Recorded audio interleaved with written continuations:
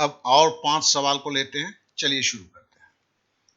पहला सवाल है, एक विद्यार्थी को उत्तीर्ण होने में यह रह गया है 50% अंक चाहिए। तो पहला क्या बोलते हैं कि जो फिगर होता है, संख्या होता है, वही संपत्ति होता है। तो ये 50% ध्यान देते हैं। ये क्या है? उत्तीर्ण होने के लिए, मतलब पासिंग मार्क्स है। उसे 100 अंक मिलते हैं और 50 अंक से अनुत्तीर्ण मतलब फेल हो जाता है। तो उसे तो 100 मिले, 50 मिलता तो 150 हो जाता। 150 अगर हो जाता, काहे कि 50 से फेल हुआ है, तो हम समझ लेते हैं ना। तो 2 अंक हमें मिला है, एक अंक, एक दिया गया है पासिंग परसेंटेज, एक मिला है उसे अंक, दूसरा कितने से वो फेल हो गया। हम दोनों को जोड़ देते हैं तो क्या होता है? 150। तो 50% बराबर 150। मांगता क्या है? अधिकतम अंक, मतलब अधिकतम अंक जो है प्रतिशत में कितना होता है? 100% होता है। आज तक दुनिया में उससे ज्यादा कभी नहीं होता है। तो 50% का डबल कर दिया, 150 का दुगुना कर दिया, 300 हो गया। चाहे आप ऐसे भी लिख सकते हैं, मान लीजिए कि x जो है, ठीक है ना, जो है टोटल मार्क्स था, देखो यहां दूसरी तरह से हो रहा है, उसका 50%। तो 50% को भिन्न में कैसे लिखेंगे? 50/100। तो यहां पे वही जोड़ना तो ही है, 150।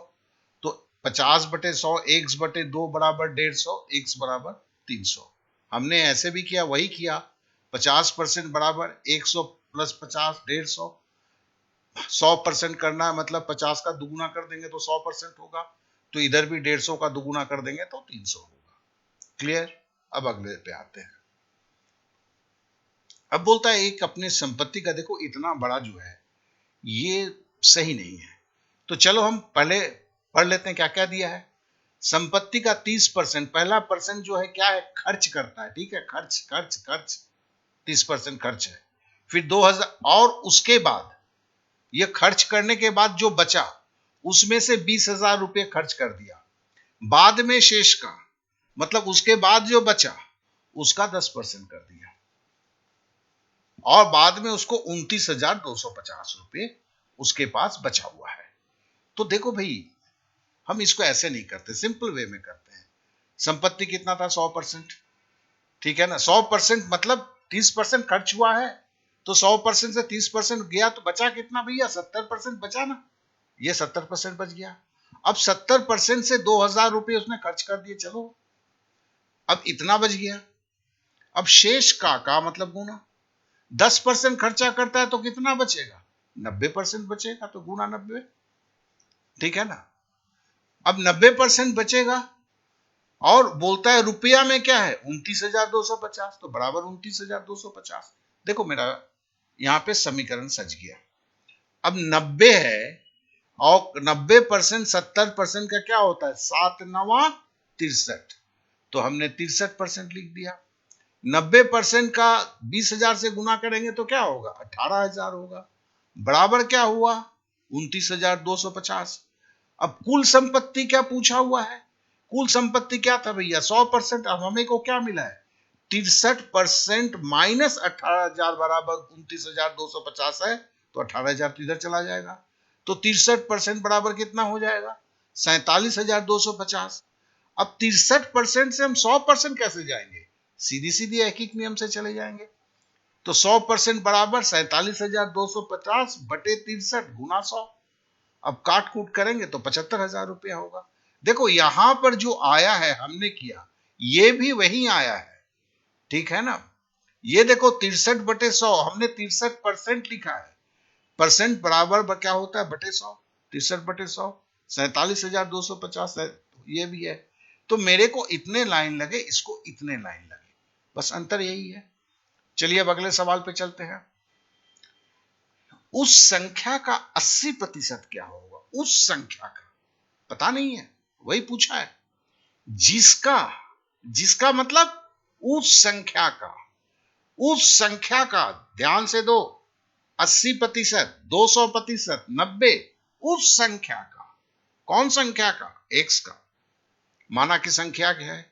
उस संख्या का 200% 90 है, ये अभी 80% का काम नहीं है। तो पहले क्या कर रहे हैं, उस संख्या का 200% 90 है, यहीं पर समीकरण है, इसलिए 80% को अभी नहीं लिया जाएगा। उस संख्या का 200%, उस संख्या x 200%, 200/100, ठीक है ना, बराबर 90 है। ये सुनना सुनना कट जाएगा तो 2x बराबर 90, x बराबर 45। पूछा क्या है, उस संख्या का 80%। अब उस संख्या तो 45 तो हमें मिल गया है, तो पूछता है 45 का 80% क्या होगा। तो 45 गुने 80% मतलब 80/100 बराबर 36। ध्यान देंगे, फ्लैश कार्ड में इसी तरह बोलने की कोशिश आपको करना होगा कि आपके दिमाग में चीजें अंदर जाए।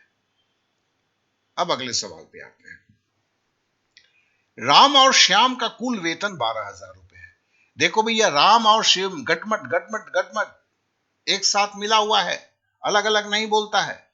ऐसे में एक ये भी नियम है, एक मेरा भी नियम है, लेकिन रहने दो, इसी नियम पे चलते हैं। राम का ले लो x रुपया।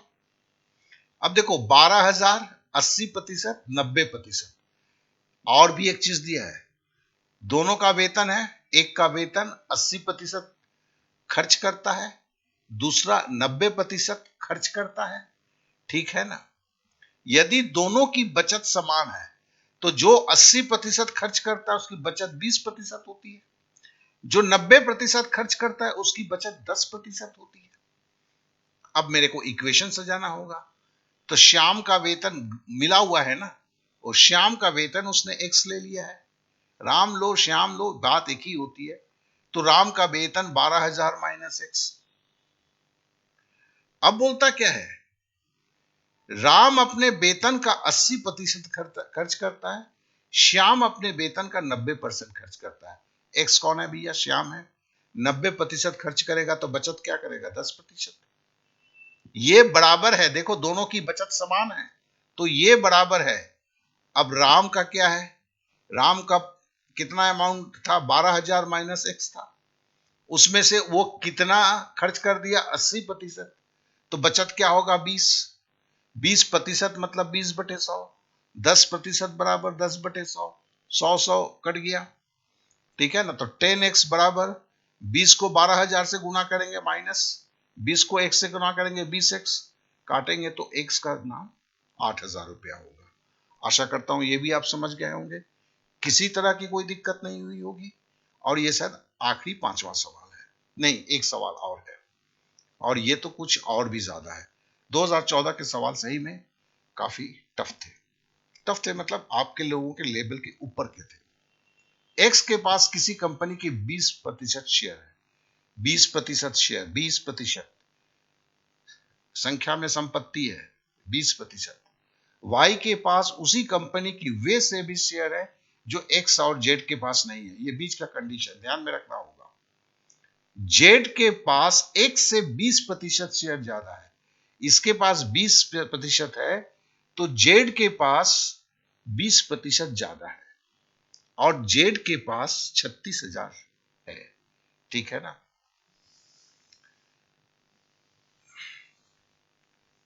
अब यहां पे देखो, यहां इसने जैसे किया मैं इसी को समझाता हूं। जेड का शेयर उसने 3600 लिखा है ना, 36,000 है, जेड का शेयर 36,000 है। जेड के पास एक से 20% शेयर अधिक है, तो मतलब एक्स के पास जेड से 20% कम है। तो हमें याद है जब एक था हमारा, आप ध्यान दीजिए कि 500 रुपए में 10% बढ़ोतरी से 550 हुआ था। फिर पूछा गया था 550 अगर अभी का वेतन है, 10% बढ़ोतरी के बाद तो मूल वेतन क्या होगा। तो क्या किया था हमने, 100/110 मतलब एक 10% बढ़ा मतलब 110% हुआ, 110% बराबर 110/100। लेकिन जब हमें पीछे लौटना होता है, 550 से हमें पीछे लौटना था, तो हमने क्या किया, उलट दिया था, 550 गुने 100/110 था।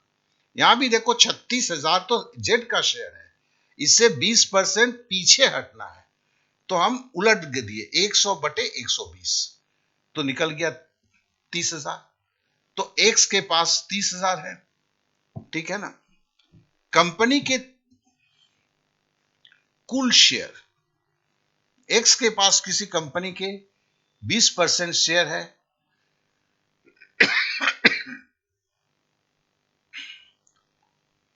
अब देखो कंपनी के एक्स के पास क्या है, कंपनी का 20% शेयर है। तो अगर एक सीधी बात है, एक्स के पास अगर 20% शेयर है, देखो यहां उल्टा करके किया, ये करने की जरूरत ही नहीं था। 20% कुल शेयर कितना था, 100%। 20% 100% का कितना होता है, 5 गुना होता है। तो 30,000 अगर एक्स का है, 5 गुना क्या होगा, 1.5 लाख। तो देखो 1.5 लाख हो गया, इसी को यहां किया है।